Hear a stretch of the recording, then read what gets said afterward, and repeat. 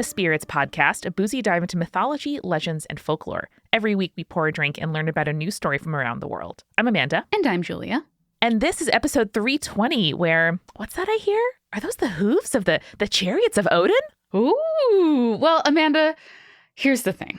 After really an awesome response that we got to our It's All Greek to Me series last year, I really wanted to do something that was kind of like a similar deep dive into another pantheon and kind of give it the same treatment. And we got a lot of really good feedback about what people want to see if we did another series like that. And almost overwhelmingly, people asked for Norse mythology. Ooh. So we are introducing here, drumroll, please. Schneider, now, if you can do better than my tongue drum roll, please go ahead. But, it's just an option for you.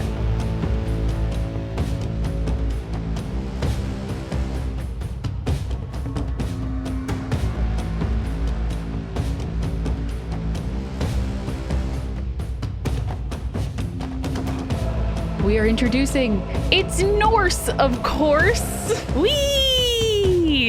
And because we are starting a new series, we have to start with one of the most important figures in Norse beliefs, the big man himself, Odin. Oh, baby. Is Odin the fuckfather of Norse mythology? Let's find out. And we'll talk about it because I feel like a lot of people will make comparisons to him with Zeus, but we'll talk about the differences there. But of course, we will need a little bit of background on the world of the Norse gods, since it's been quite a while since we kind of touched on the minutia of this mythology. So let's get a little background of the Norse gods as a whole before we dive deeper into who Odin is himself. Hell yeah. All right, so a little aside before I go further, I want to acknowledge that as we start to talk about Norse mythology, that a lot of white supremacists have kind of tried to co-opt these beliefs and incorporate them into their own. And this is something that I want people to keep in mind as we go through these episodes. We are in no way, I want to say explicitly, trying to platform any sort of hateful ideology here on the show. Our goal was always to examine mythology through our own modern queer feminist lens. But I think it's important for us to acknowledge that some people have tried to corrupt this mythology for their own twisted purposes, and we're not going to allow that here. That shit doesn't fly here. Does not fly here. We will not allow it. Yeah. Also, they don't get to take all of Norse mythology. We get to examine it, make it queer, make it feminist, be a Jew on the microphone right over here. So, it's the one little way we can fight back. Yeah. Fuck yeah.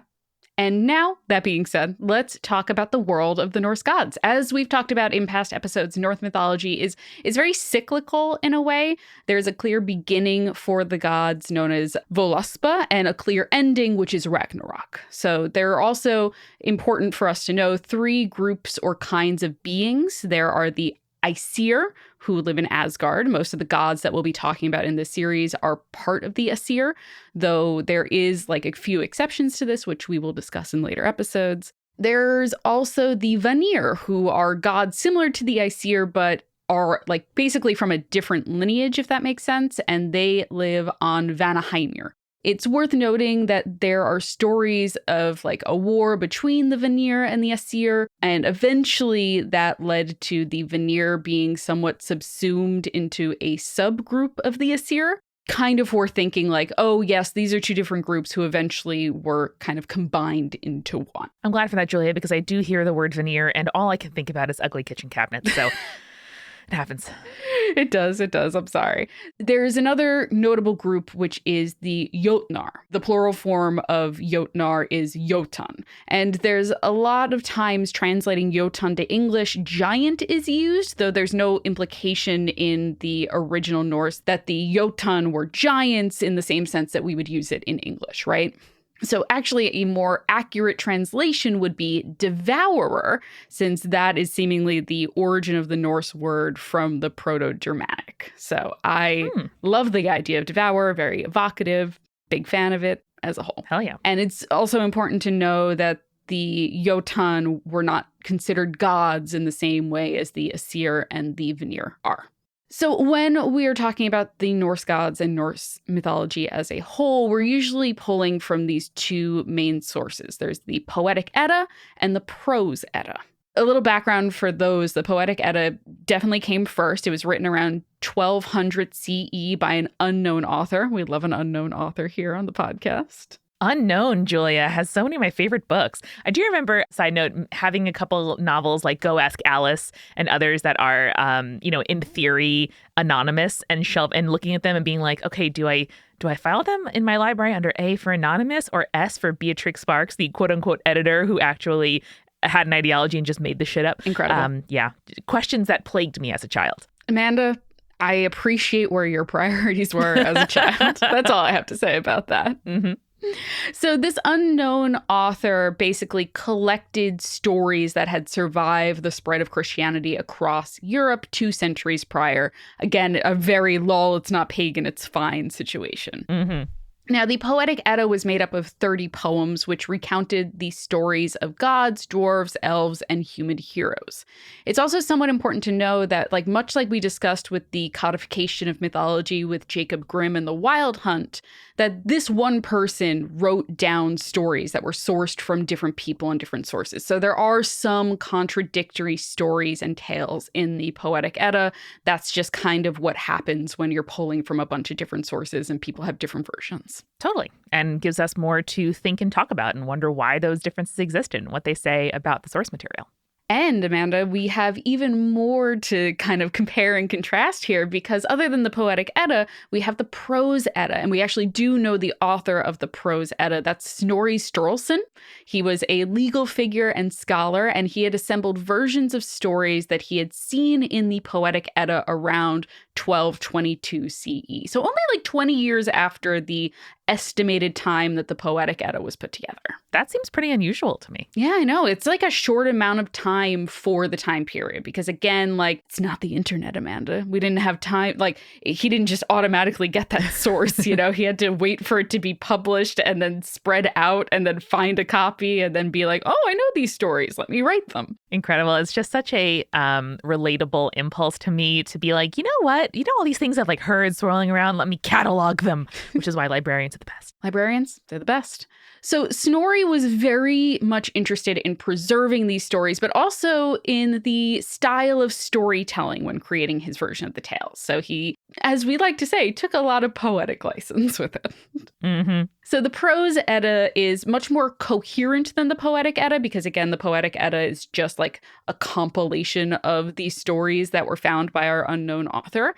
But the Prose Edda is also organized more linearly. So it begins with the Voluspa, which is the creation, and ends with Ragnarok, which is the destruction of the world. However, much like the Poetic Edda, it also has some of those contradictions in it that we have to kind of acknowledge as we go forward, being like, oh, well, one story said that and the other one said the other thing. It's just because different people were telling those stories, and that's fine. Yeah. So keep in mind, though, that the Poetic Edda is sort of the closest that we have to primary sources when it comes to Norse mythology as a whole, while the Prose Edda is more like Snorri Sturluson's retelling of the tales, which sort of puts together these untied stories into one narrative. So because we are pulling from these two sources, let's start with what the Prose Edda says the creation started with, okay? Yes. So the Prose Edda says, before there was soil or sky or any green thing, there was only a gaping abyss. Get Dr. McTeer on the line. That seems about right. So it was a chaos of perfect silence and darkness that lay between the land of fire, which was Muspelheim, and the land of ice, which was Niflheim. Yes, that's where Tom Hiddleston lives. That's where Tom Hiddleston was from.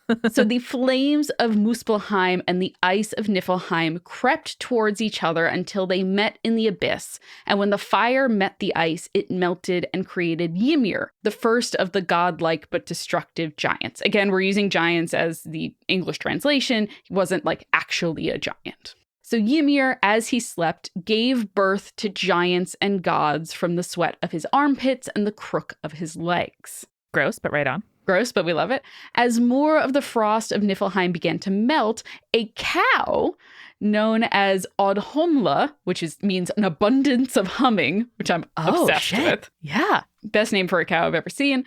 emerged and fed Ymir her milk. So she also apparently, I love this little detail, licked the apparently salty ice of Niflheim, and from her licking revealed Buri, who was the first Aesir. Dang, that's amazing. So Buri had a son named Bor, though how or who might have birthed him is kind of lost to us through the translations.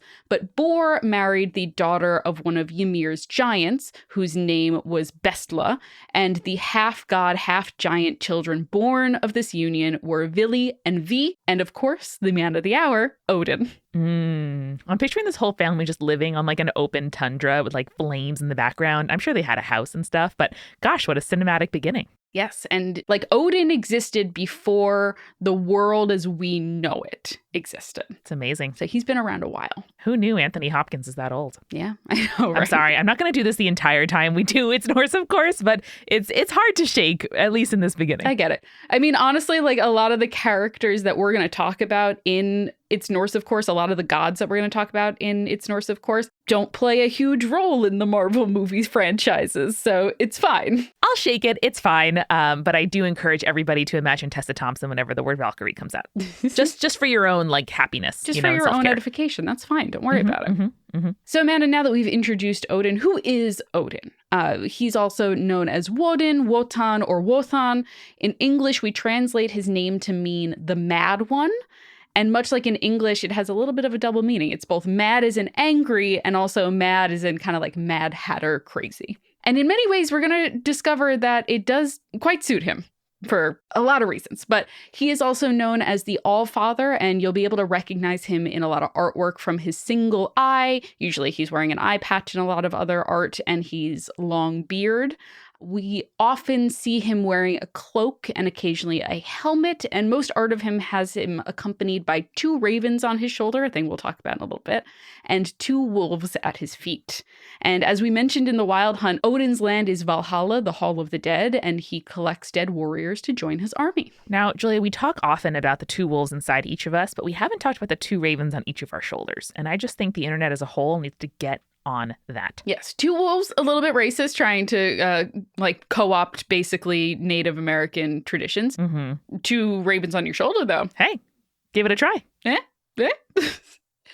So I know we talk a lot about Greek mythology here on Spirits. It's something that we do very often. And because of his role in the gods, we might be tempted to conflate Zeus and Odin, right? But Odin, definitely not Zeus. Odin kind of holds himself apart from the other gods. He does not like enjoy the revelry of being powerful the way that someone like Zeus does. He's very serious. He only speaks in verse, which is a fantastic little part that I need you to know. He does not eat. He only drinks mead and wine. And much of the way that Odin acts has to do with the prophecy that he received about Ragnarok, which we'll talk a little bit about later, and his focus on trying to hold off the destruction of the world. So basically, Odin's whole vibe is like, I know something bad is happening. I'm trying to do everything within my power to make it stop. All of you stop bothering me. This is sounding much more relatable than Zeus has ever been. I mean, we all want to kind of just party hard on Mount Olympus any day of the week. But at the same time, like Odin is like what we are after we graduate college and we need to be responsible human beings now. That's what Odin's whole vibe is. Yes. Odin's like, I'm the man of the house now. I have to take care of things. Odin's like, I've been parentified too young. What's happening to me? So let's talk a little bit about the important relationships for Odin. Mostly it is his relationship with his wife Frigg and then the rest of the Aesir. So from his marriage to Frigg and his children, he really is like the All-Father. He is the father of all of the gods and men and everything that he and his power has created, right? So his kin are those who inhabit ancient Asgard. His bloodline is the Aesir. And Odin has 2 sons for sure, though sources say that more call Odin father. But these are the ones that we know for certain Odin is the like direct bloodline father to. Gotcha. So the first is probably the one that most people have heard about, which is Thor, who was his son by Jord, who is the embodiment of the earth and Odin's both daughter and wife. Again, much like we talked about with the Greeks, it's fine. It's not weird.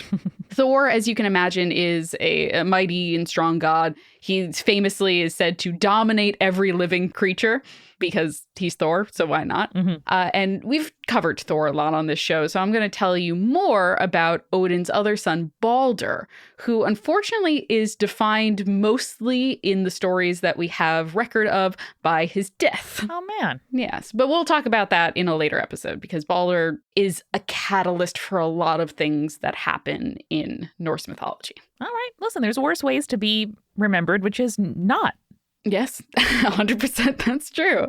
And also, just like a little aside, Balder, god of light, beautiful, just, and that's what we know about him. I mean, sounds great. Exactly. Going back to Snorri Sturluson for a second, Snorri also refers to Heimdall, Bragi, Tyr, and Hodor as the sons of Odin, but this might be like a metaphorical thing rather than a literal reading of the stories, or he's the father in the sense that Odin is the all-father. You know what I mean? Mm-hmm. So Odin has several animal companions, some of which we have talked about before. There are the 2 ravens, which we're very excited about. That's Hugin, which is thought, and Munin, which is memory. And they fly around the world and report back what they see to Odin. Absolute legends. I love them so much. One, I think ravens are incredible creatures. I don't want to own a raven, but I want to be friends with a raven because one, you shouldn't be able to own birds, in my opinion. Don't own birds. But 2, I want to be Odin in this sense. I want my birds to come and tell me the things they saw. Yeah, it's that real childhood fantasy of like, as a horse girl, you want to like walk into the barn and have all the horses, know who you are and nuzzle you, be excited to see you.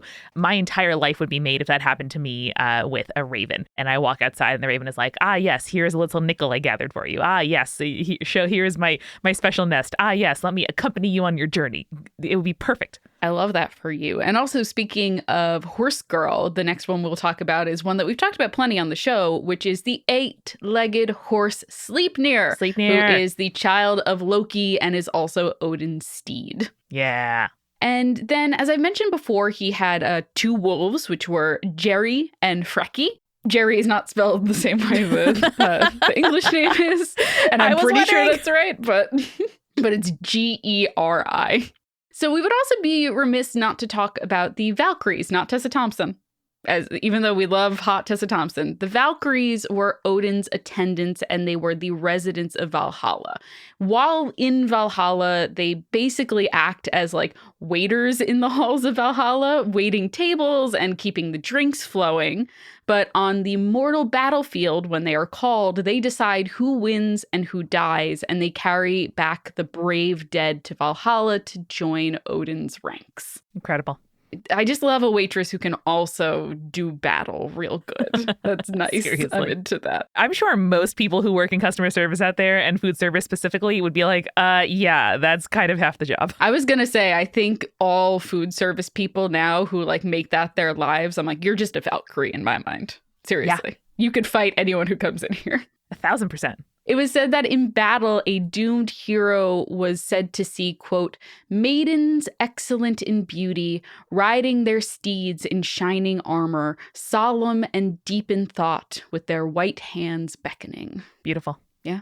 I would be like, you know what? I'm sad I'm dead, but if I get to go with this hot lady, so be it, man. So be it. Julia, there's many worse ways to go.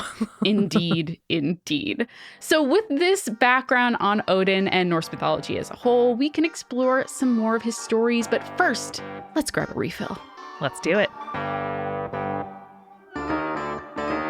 Hello, everybody. Welcome over here to The Refill. Aren't you enjoying this new installment of It's Norse, of course? I certainly am. And one of the amazing things about the way the show has grown over the years is that we have the ability to plan a year-long series like this. We have lovely researchers who help Julia with the research to bring these episodes to life. And all of that is made possible because of the support you, our conspirators, give us on Patreon. And we talk about Patreon a lot, but I wanted to just go through all of the ways that you can support the show, the tiers you can join. Okay, so at $4 $4 a month, just $4 a month. That's like one cold brew. You get director's commentary notes for every single episode. Julia puts together bullet points and images and jokes and links and stuff you can enjoy, what we were drinking, how we were feeling, funny stories from behind the recording, plus a bonus Urban Legends episode every single month. That's like not just Weekly Spirits, but Weekly Spirits plus a bonus episode. Amazing.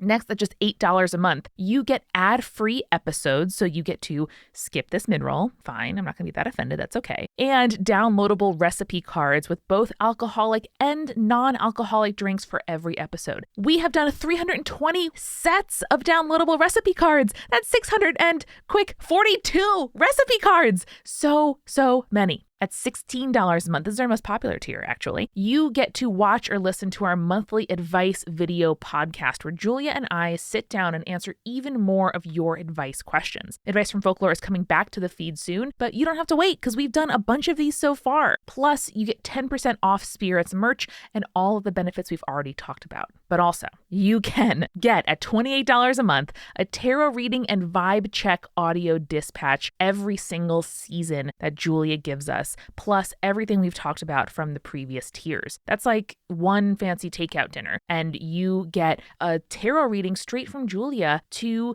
give us all a vibe check and a way that we should be thinking about stuff to focus on for the season ahead. But if that's not enough, at $40 a month, you get thanked by name as a supporting producer level patron on every single episode and all the benefits before. Then finally, at $100 a month, now we have a limited number of these, all right, and several of them are already gone, you can get a personalized tarot reading from Julia. So in addition to that earlier one, the group vibe check audio dispatch, you get a personalized note from Julia. There's text, there's an image of the spread she made for you on her lovely, beautiful patterned carpet, and also audio of her reading and explaining the draw to you, and all those benefits from previous tiers. We've worked hard to make our Patreon something that gives you added value, that makes you happy and gives you one-on-one time with us and, more content that you love, while still letting the bulk of the show, the whole show, in fact, be free for everybody to enjoy. And again, it's your support there that lets us do things like hire a researcher, pay ourselves, take time to do planning and start new series like It's Norse, of course. So thank you to everybody who supports us already. Thank you to our supporting producer level patrons,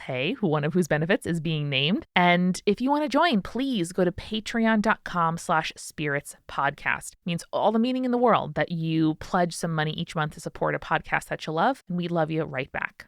So before we move on, thank you to our supporting producer level patrons: Alicia Ann, Brittany, Fruity Chick, Hannah, Jack Marie, Jane, Jessica Stewart, Nieselkins, Lily, Megan Moon, Nathan, Phil Fresh, Rico Lake, Captain Jonathan, Malachi, Cosmos, Sarah, Scott, and Zazie, and the legend level patrons who've gotten 2 of their seasonal individual tarot readings so far: Ariana, Audra, Bex, Chibi Yokai, Clara, Morgan, Sarah, Schmitty, and BM Me Up Scotty. I am here for our recommendation to tell you that you've got to watch Pressure Cooker on Netflix. It is Big Brother meets Survivor meets Top Chef, and I couldn't love it more. There has never been a show more designed for all of the Amandas in the world, and that's all I'm going to say. If you share interest in any of those reality shows, in competition shows, in cooking, in politics, like between players on a competition show, it is absolutely perfect. And tweet me or tag me on Insta. Let's talk about it.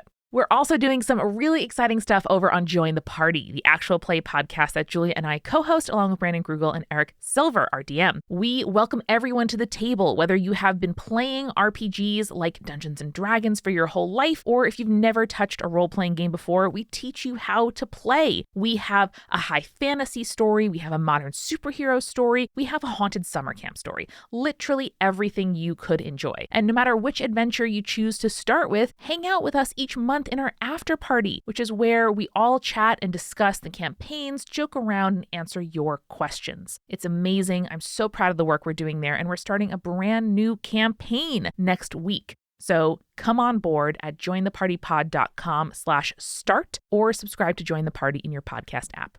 We are sponsored this week by Calm. If you wake up in the morning and you're like, oh no, I want to get back into bed. I want to be a blanket cocoon once more. Or you have a long day at work and there's still more to do. Or you're just like commuting or walking somewhere or just overwhelmed and like, oh gosh, if only I could, take a little moment, a little oasis of calm. I have good news for you. Calm is an app that helps you stress less, sleep more, and have a happier, healthier life. They have guided meditations, sleep stories, relaxing music tracks, and daily movement sessions, all designed to give you the tools to improve the way you feel. Over 100 million people around the world use Calm, including me. And for someone like me who was kind of scared to be alone with my own thoughts, Calm was a really lovely way to start getting into meditations, to enjoy those train sleep stories, and calm my mind. For listeners of the show, Calm is offering an exclusive offer of 40% off a Calm premium subscription at calm.com/spirits. Go to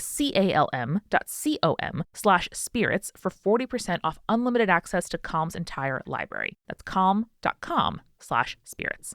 And finally, we are brought to you by BetterHelp. I love my therapist, and I love talking to her each week because it is time where my only job is talking and thinking about how I feel and getting help for feeling better and having somebody there on my side whose only focus in that moment is thinking about how I'm doing and what I need and how we as a team can work together to help me enjoy my life better. And moreover, show up for my friends and family and colleagues and myself in a better way. And when I'm feeling low and overwhelmed and stressed, I know I'm not bringing my best self to any of the things I do in my life. And that makes me feel worse. And it's a terrible spiral and I hate it. So therapy is what I turn to for help in those moments. And if you are thinking of giving therapy a try, but you can't find someone nearby, but it seems too expensive, but your insurance is like a jerk and doesn't cover mental health, or you want privacy and you want to do it privately via chat or via voice or via video and not like go somewhere and do it, think about trying BetterHelp. If you want to live a more empowered life, therapy can get you there. Visit betterhelp.com/spirits today to get 10% off your first month. That's BetterHelp, HELP.com/spirits. And now back to the show. Now, Julia, not to criticize you, but I do think this drink would taste a little bit better if a Valkyrie in the visage of Tessa Thompson delivered it to me. Just a note. You would be correct, Amanda. 100%. She would do it perfectly, too, because we're going to be doing a lot of mead cocktails in these episodes, I have a feeling, since mead is so intrinsically tied to Norse culture and mythology. And we'll do a little mead story later on in the episode. But the cocktail that I picked for Odin is one that has whiskey, mead, and this is where we need the Valkyrie to deliver it perfectly to your table, a floater of red wine, because you need steady hands to make sure that doesn't mix in too well. And I think that really captures the complexity of who Odin is. Incredible. So now with these in hand, let's tell the stories of Odin. The first is harken back to the origin of Odin. As I mentioned before, Odin was the grandson of the giant Ymir. In true mythological fashion, Odin and his two brothers end up killing Ymir and created the world as we know it out of his body.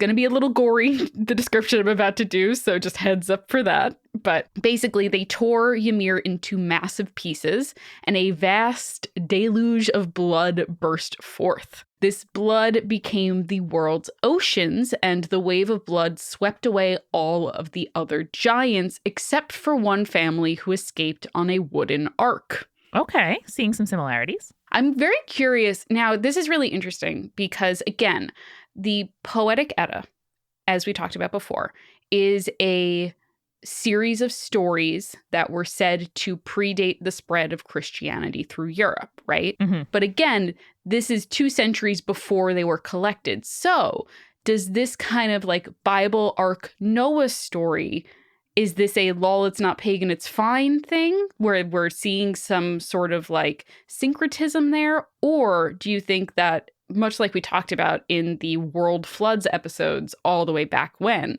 that they had a flood story before the spread of Christianity through Europe? I've got to think a flood story is common to almost all places, especially in a region so inherently linked to water. So that's kind of where I put my bets. Okay, good. I was curious to see what your thought was on that. I don't have a strong opinion one way or the other, and I'm probably leaning more towards you, but I was just very curious in that moment. I was like, that's a great question. I should ask that.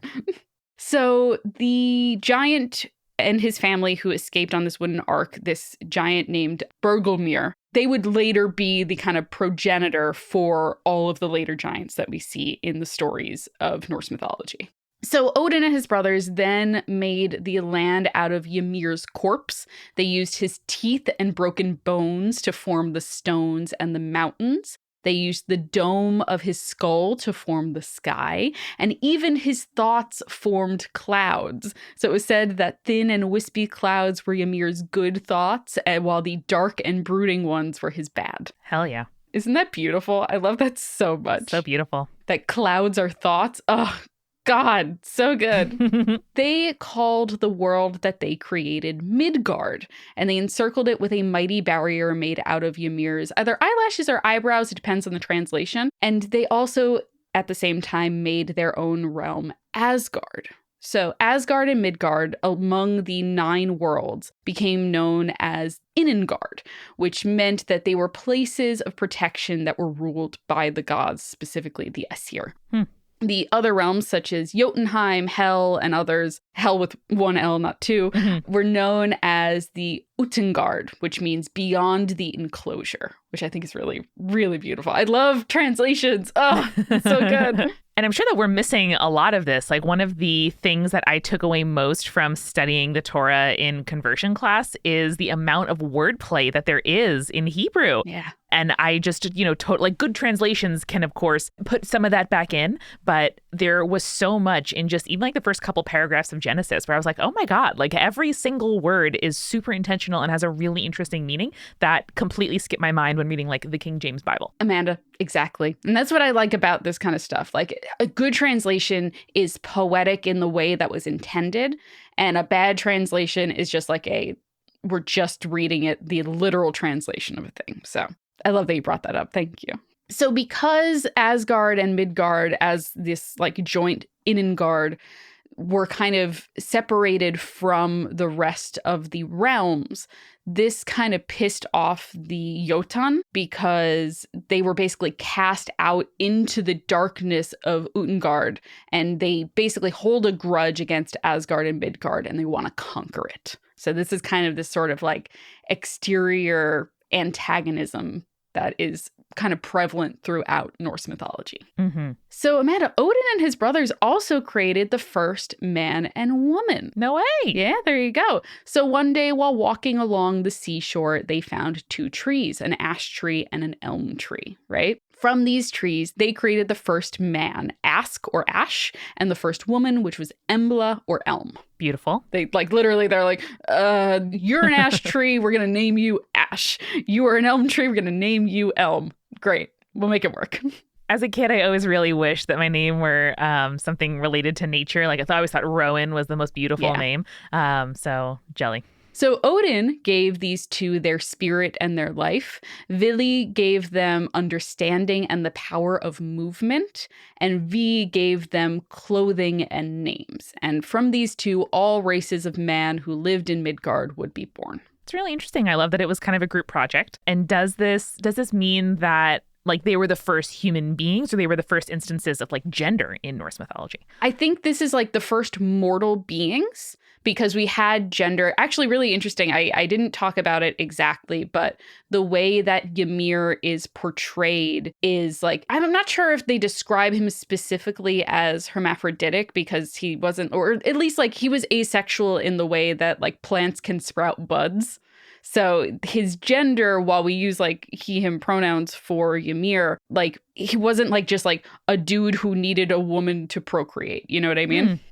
Interesting. Yeah. Good, as it should be. Yeah. People who don't belong to the binary are godly. Exactly. Good question, though, Amanda. I appreciate that. I talked earlier about a prophecy that Odin received that he actively spends most of the mythology trying to prevent happening, right? So this is actually the first story from the Poetic Edda, which is called the Voluspa. This essentially recounts the beginning of the world that we just discussed, as well as the first war between the Aesir and the Vanir by this seer or wise woman known as a vulva.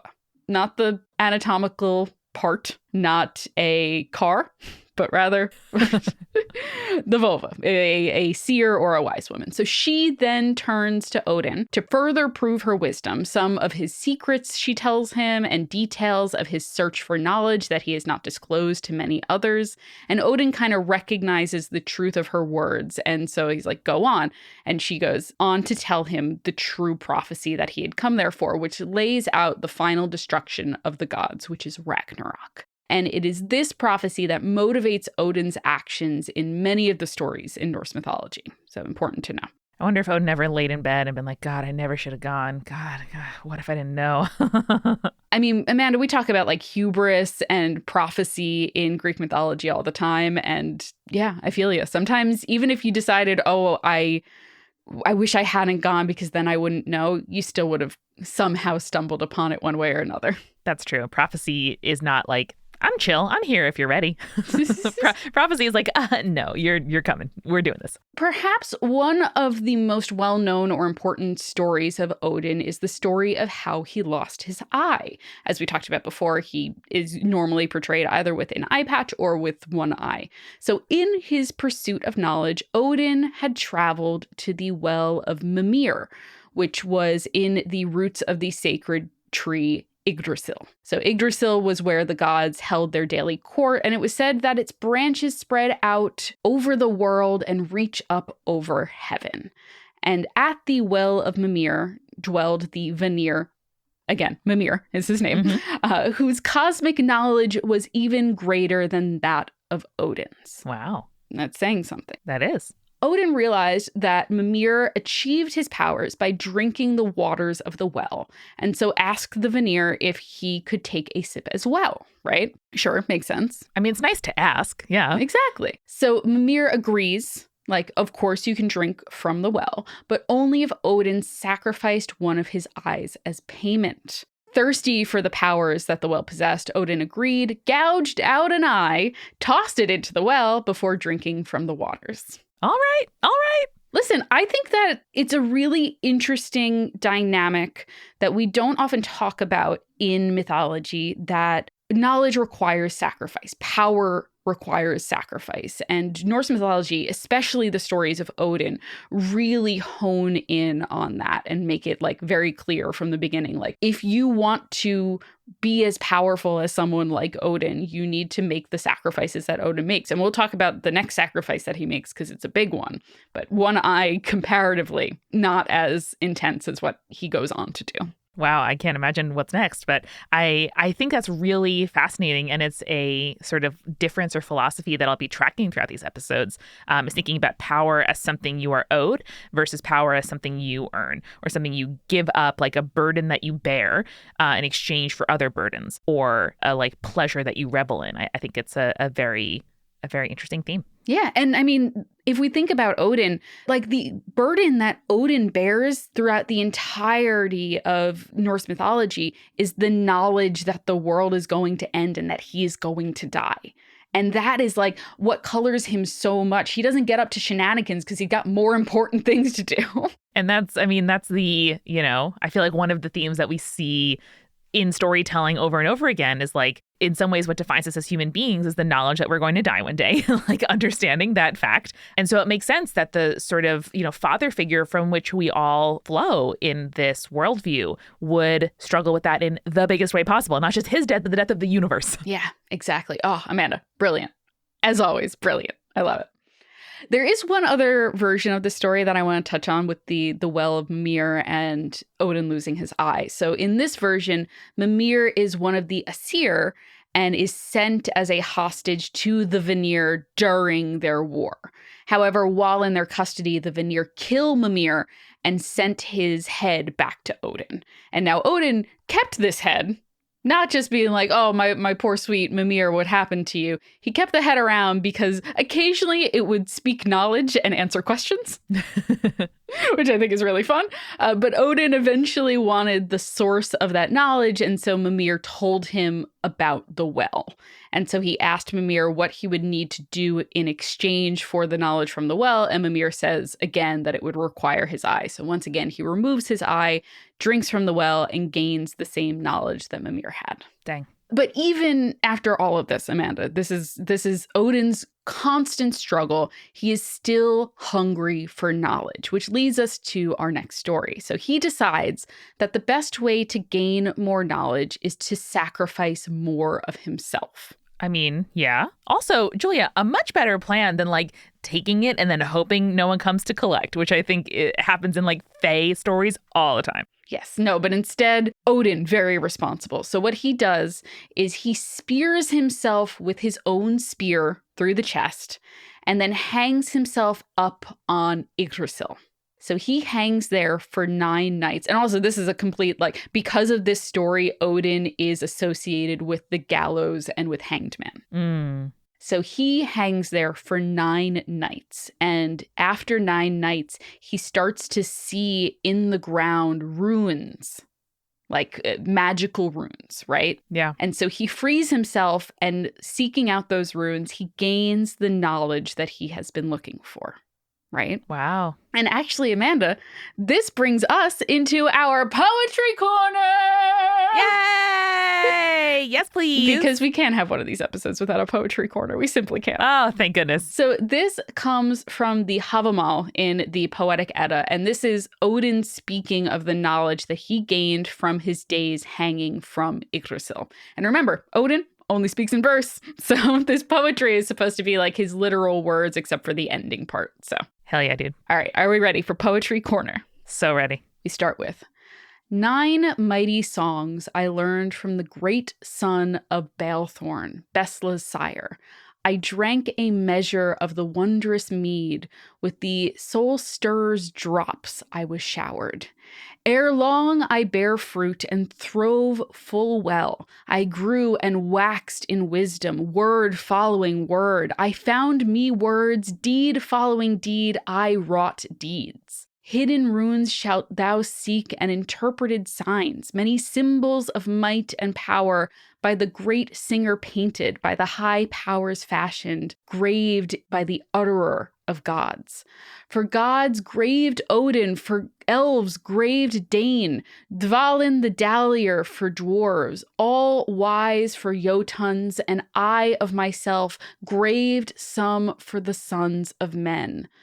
Dost know how to write, dost know how to read, dost know how to paint, dost know how to prove, dost know how to ask, dost know how to offer, dost know how to spend, dost know how to spend? Better ask far too little than offer too much, like the gift should be the boon. Better not to send than overspend. Thus Odin graved ere the world began. Then he rose from the deep and came again.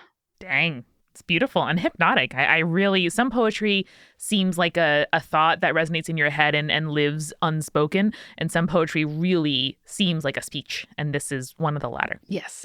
I can really like picture Odin saying this to someone, being like, oh, you seek the knowledge that I know? Well, first, here are the things that I've learned.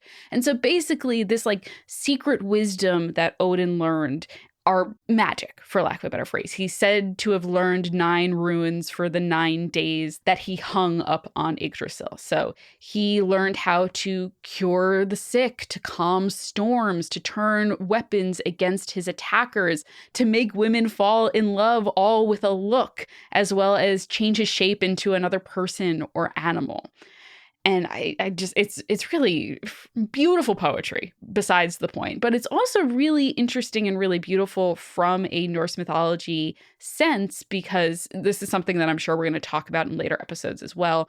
But the use of magic and practicing prophecy, which is a skill that he learned from the goddess Freya, were considered very feminine. Really? Only women practice magic. Right on. And we'll also talk about like someone like Loki also practiced magic, but again, that is like they look down on Loki for practicing magic, but no one looks down on Odin for practicing magic. But it seems like for the Norse, at least, Odin is the exception to this kind of feminization of magic. They're like, it's Odin, so he can know magic. He can do whatever he wants. He's always looking for knowledge, and that's what's important to him, you know? 100%. And I think it's also really interesting that we get to see Like, he's not born inherently powerful. He's not born the most, the biggest, the best, the one who knows it all. He needs to make some kind of choice, sacrifice, trade-off, and knows what it's like both to live without power and to live with power, which I think, I think a lot about like inherited, wealth and political dynasties and kind of all these things that we're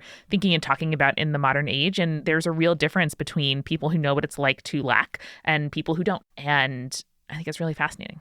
I 100% agree. I've also been thinking a lot as we start to prep more of these It's Norse, of course, episodes. I can't help but make comparisons between Norse mythology and Greek mythology. And in Greek mythology, we talk a lot about how the gods are very human-like. Like the gods have their foils, the gods make mistakes, they drink too much, they party too hard, they do things that we wouldn't want humans to do, but they do, they make those mistakes. And Odin is, in a lot of sense, very human-like, but not in the way that someone like Zeus is, Like Odin, we understand where he's coming from because he is given this burden. And like you said, he kind of came from nothing and now he's here, but he's not infallible. You know what I mean? He is absolutely fallible, and we see what happens to him at the end of the day. And we'll talk about Ragnarok in just a second. But he, like everyone else in the world, god or mortal alike, is part of this cycle, whether he likes it or not. And he spends all of this time trying to fight against the inevitability of what is to come. And I think that is why I like him, because that is human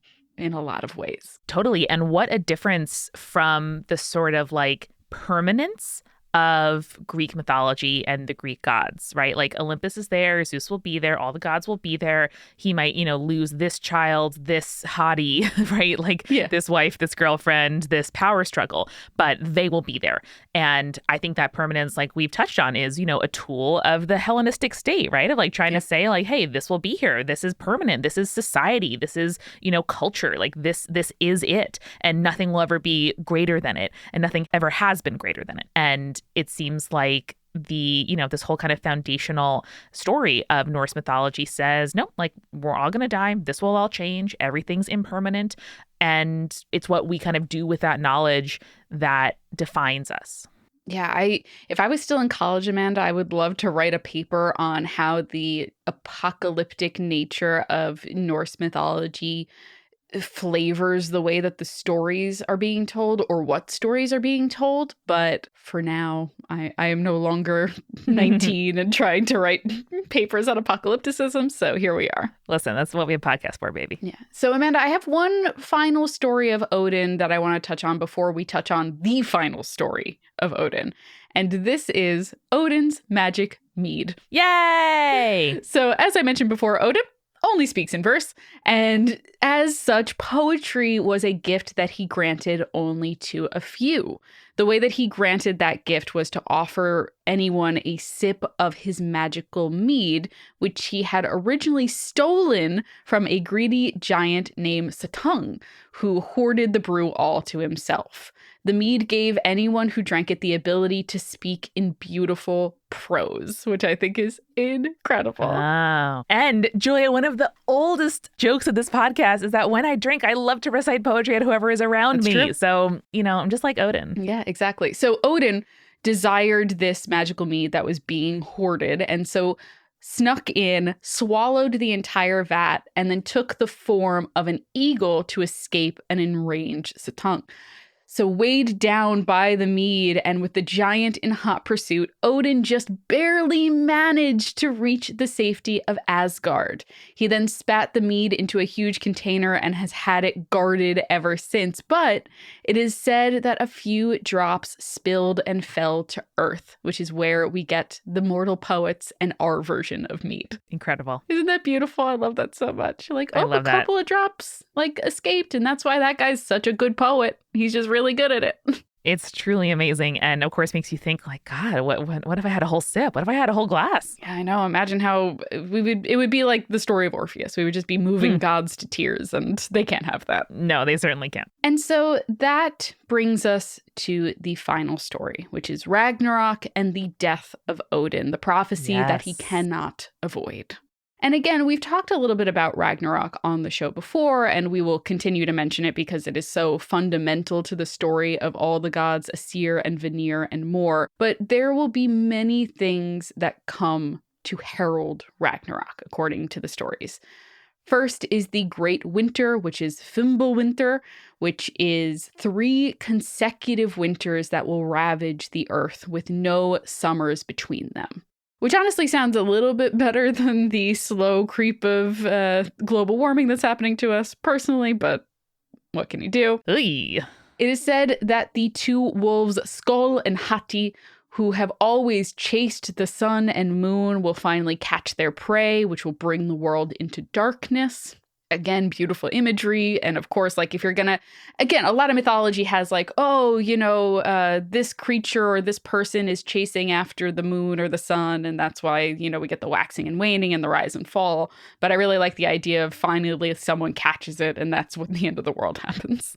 There's also Jormungandr, who is the sea serpent who will break the land as the waters flood it and will spit venom across the land and sea, poisoning everything. Not a good time. The dome of the sky will split open and the fire giants of Muspelheim will burst forth. In this time, Odin will go into the roots of Yggdrasil looking for the council of Mimir. And despite everything that Odin knows, for he knows how this will all end because he received that prophecy, he and the other gods will gather up their arms and go off to fight. It's kind of a like poetic full circle moment here, and I'm kind of obsessed with that. Oh, yeah. So in his golden armor, Odin and his chosen warriors of Valhalla will clash with the giant wolf Fenrir and fight more bravely than any warriors in the history of the world. Not to brag or anything like that. However, he and his warriors will be overwhelmed and swallowed by Fenrir. And he is avenged by his son Vidar, who rips apart the giant wolf's mouth. Because why not? Dang. I mean, they go hard, Julia. We thought Grimm's fairy tales went hard. That's nothing. Yeah, that's nothing. So with Odin defeated, the world is engulfed in fire from the fire giant Surtur. Sometime later, though, it's not specified how much longer, the flames will die down and the earth will reappear from the seas. Life returns to the world. The gods Hodor and Balder, who had died, are resurrected, and Odin and Thor's sons survive and reside in the temple of the gods. So while Ragnarok is the destruction of the world, it is not the end of the world. The prophecy, while tragic, kind of ends on a positive note that the world will be reborn afresh and anew, just without Odin. And that's the rub, isn't it? That life will go on just without us. Yeah. Individually. And that is tough to hold in your brain. Yeah, it is. And that is what flavors all of Odin. Again, I don't mean to keep harping on this, but it's so fundamental to who he is as a person, as a character in Norse mythology that you have to just keep reminding yourself, you're yeah, he made that decision, but it's because he knows the prophecy. He knows Ragnarok is coming. He knows he's going to die, but he's going to try to do everything to prevent it anyway. And it's beautiful in that sense. Mm-hmm. This is the Odin that we see in the Poetic Edda and the Prose Edda. And of course, because he is such an impactful figure in Norse mythology, he has been portrayed many times in our modern pop culture. I'm sure, as anyone knows, Amanda's already made the reference to it. And as anyone who is familiar with Marvel whatsoever knows that he has been portrayed by Sir Anthony Hopkins, one of my favorite actors of all time. In some very relevant video game news, Odin is portrayed in God of War Ragnarok by another one of my favorite actors, Richard Schiff of the West Wing fame. Oh my God, I didn't know that. It's very funny to watch the trailer and all of a sudden Richard Schiff just starts talking and you're like, Richard Schiff, what are you doing here? It's very funny. He only took the job because his son was like, Dad, you can be in God of War. Be in God of War, Dad. Incredible. Yeah. Also interesting for our Lord of the Rings fans out there, Odin served as inspiration for the character of Gandalf. In a letter to Sir Stanley Unwin in 1946, Tolkien wrote complaining about the illustrations for The Hobbit, saying that Gandalf was too, quote unquote, Disneyfied, which was a thing that you could say in 1946, which is wild. What? I know, right? Isn't that wild? If it was like a Jeopardy question to identify the first time that the phrase Disneyfied was used in print, I would guess like 1960. Exactly. Like you would think it would be post-World War II, but nope, not really. Stunning. And he said basically the illustrations portraying Gandalf as, quote, a figure of vulgar fun rather than the Odinic wanderer that I think of.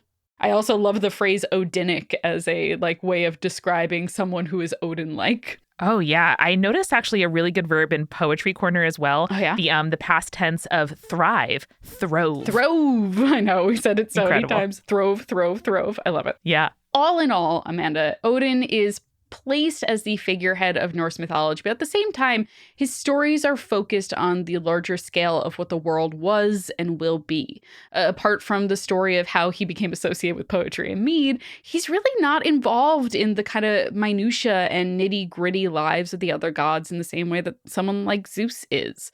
His focus was, is, and always will be the attempt to gain knowledge to stop the prophecy of Ragnarok. But in that regard, there is no better figure for us to start. It's Norse, of course, because he ties everything together, and that is why he's the All-Father. Incredible. Not the fuck father, but the All-Father. That's Odin for you. That's Odin for you. I am so excited to start the series. I hope everyone is as excited as me, and I think that there's a lot of fun and more interesting stuff to come here on It's Norse, of course. Incredible. Julia, thank you. And thank you, researcher Sally, for bringing us such an incredible new series for 2023. I am so very stoked to learn more. Yeah, Sally was the one who got me really excited about the Richard Schiff in God of War Ragnarok stuff. So we talked about it for like 20 minutes. I was like, Richard Schiff! But remember, listeners, as you are trying to gain knowledge to stop the end of the world, stay creepy. Stay cool. Spirits was created by Amanda McLaughlin, Julia Shaffini, and Eric Schneider, with music by Kevin MacLeod and visual design by Allison Wakeman. Keep up with all things creepy and cool by following us at Spirits Podcast on Twitter, Instagram, Facebook, and Tumblr. We also have all of our episode transcripts, guest appearances, and merch on our website, as well as a form to send us in your urban legends and your advice from folklore questions at spiritspodcast.com. Join our member community on Patreon, patreon.com/spiritspodcast, for all kinds of behind-the-scenes goodies. Just $1 gets you access to audio extras with so much more, like recipe cards, both alcoholic and non-alcoholic, for every single episode, director's commentaries, real physical gifts, and more. We are a founding member of Multitude, an independent podcast collective and production studio. If you like Spirits, you will love the other shows that live on our website at multitude.productions.